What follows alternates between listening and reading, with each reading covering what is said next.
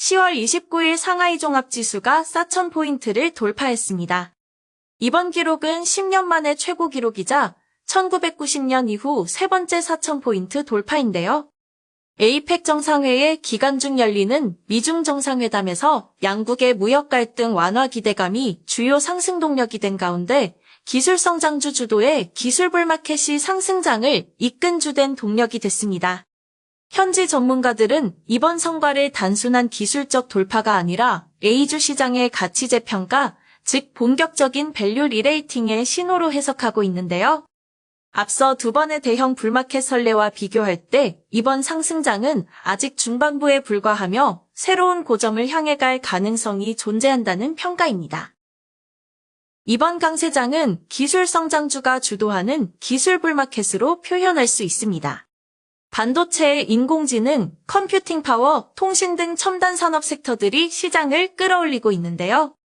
전문가들은 A주 상승의 중심축이 점차 뚜렷해지고 있다면서 4,000선 돌파 이후에도 기술 불마켓이 지속될 것으로 예상하고 있습니다. 향후 5년간 중국의 최우선 목표는 고품질 발전에 뚜렷한 성과를 도출하는 것이며 이를 위해서는 기술 자립 역량을 대폭 강화하는 것이 관건이 될 전망인데요.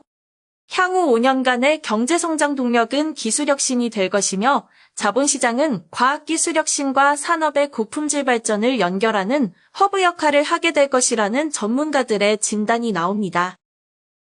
또 하나 눈에 띄는 점은 외국 자본이 빠르게 유입되고 있다는 것인데요. 최근 글로벌 투자은행들의 중국 주식 비중 확대 움직임이 이를 뒷받침해줍니다.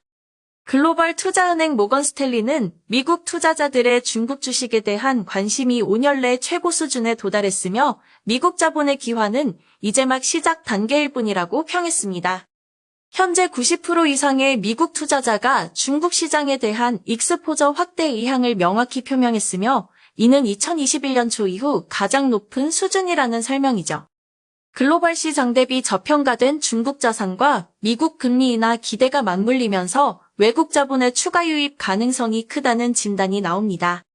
불장이 이어지며 빚을 내서 주식에 베팅하는 일명 비투개미도 급증하고 있는데요. 그만큼 시장의 위험 선호도가 높아지며 더욱 공격적인 투자 패턴이 나타나고 있음을 보여준다는 점에서 주목됩니다.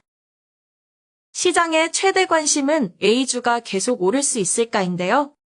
국내외 전문가들의 컨센서스는 낙관론에 기울어 있습니다. 중국 기관들은 4,000포인트는 끝이 아니라 새로운 고점을 향해 가는 출발점이라고 평가하며 선제적으로 중국 자산에 대한 신뢰감을 불어넣고 있습니다.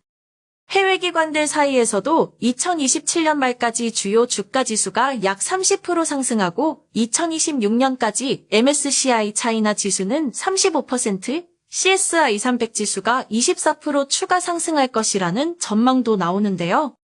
다만 일부 전문가들은 단기 조정 가능성을 경고합니다.